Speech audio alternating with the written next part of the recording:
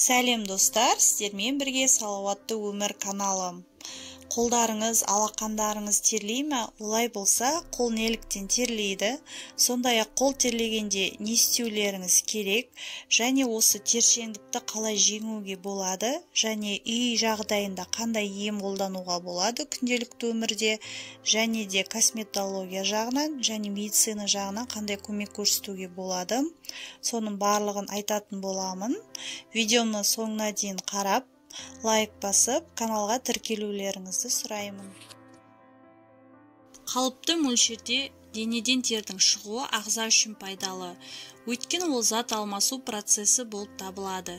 Тер бүйректегі артық сұйықтықты сыртқа шығарып, тазартып отырады. Тердің құрамы 99% судан және 1% органикалық немесе органикалық емес заттардан тұрады. Тершеңдік жүйке жүйесі зақымданған адамдарда жиі кездеседі. Олар эмоцияға берілгіш келгеннен кейін ағза әр эмоциялық толғанысы кезінде терді шығарып отырады. Бұған бей-жай қараған жақсы емес. Емханаларда тершеңдікті аурудың алғашқы белгісі санап, дәрігердің көмегіне жүгінетіндер де аз емес. Тершеңдік қант диабеті, инфекциялық ауру, семіздік, жүрек қантамыр ауруларының ең алғашқы белгілері болып саналуы да мүмкін. Алақанның терлеуі көп жағдайда тершеңдікке байланысты. Кейбір адамдар табиғатынан тершең адам болса, екіншілері керісінше көп терлемейді.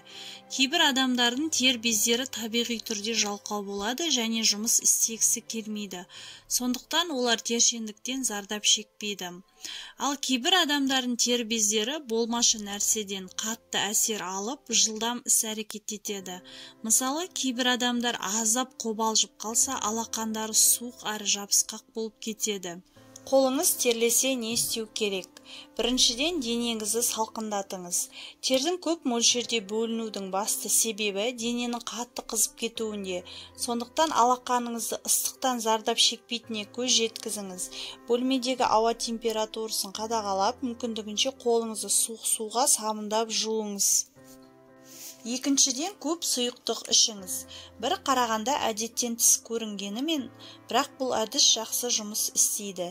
Денедегі жеткілікті ылғалдылық қызып кетуден қорғаудың маңызды элементі болып табылады. Үшіншіден, тері күтіміне арналған өнімдерді алмастырыңыз. Қолға арналған нәрлендіретін майлы кремдер тері айналасында қабықша құрайды. Ал ол ауа алмастыруды қиындатады. Соның нәтижесінде алақан жылдам қызып, көп терлейді. Егер кремсіз жүре алмасаңыз, жеңіл ылғалдандырғыш қолданыңыз. Спиртті негіздегі қол тазалау құралдарын қолданыңыз. Сондай-ақ гигиеналық майлықтар да қолайлы. Себебі спирт судан жылдамырақ буланатындықтан теріні тиімді салқындатады. Алақаныңызды балаларға арналған ұнтақпен сүртіңіз. Ұнтақтың негізін құрайтын тальк пен крахмал тамаша сіңіргіштер болып табылады.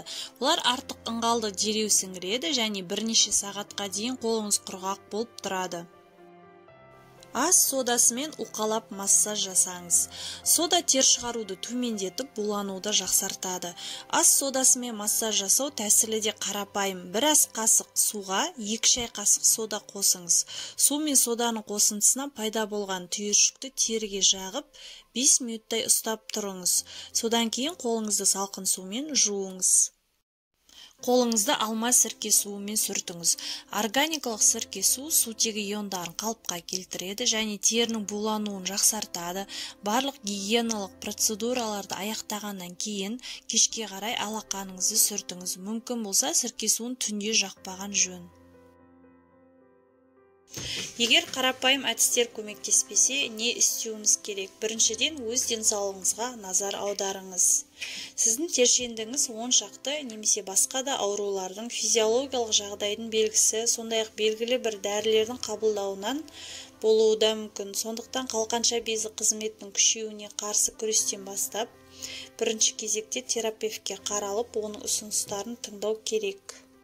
Тері бездерінің жиі белсенділігі семіздікке, жүктілікке, менопаузаға, тұз байлану ауруына, ревматоидты артритқа, түрлі ісіктер мен алкогольді шектен тыс қолдануға, қант диабетіне және қалқанша без қызметінің күшеюіне байланысты болуы да мүмкін. ионофореза курстарынан өтіңіз. Бұл процедурада қолыңыз әлсіз электр тоғы өтетін жылы су құйылған ваннаға батырылады. Мүлдем ауыртпайтын осы әдіс өте тиімді болып саналады. Ал тершеңдікті елеулі түрде азайту үшін 2-ден 4 сеансқа дейін өзі жеткілікті. Тіпті болмаса симпатектомия жасатыңыз. Симпатектомия хирургиялық отаның атауы. Оның барысында дәрігер алақандағы тер бөлінуді реттейтін кейбір жүйке тамырларын алып тастайды. Ота шамамен жарты сағат созылады және жалпы анестезиямен жүргізіледі. Бұл алақанның терлеуін жоятын түбегейлі және ең тиімді тәсіл болып саналады. Егер адам дені сау, күш-қуатқа толы болса, оған толық бақытты өмірдің есігі ашық. Ол адам саяхаттай алады, экстремалды спортпен шұғылдана алады, өзін жаңа нәрсемен және шектеусіз байқай алады. Егер сіз сау және табысты болғыңыз келсе, салауатты өмір салтын ұстаныңыз. Ауырмай ұзақ өмір сүріңіздер.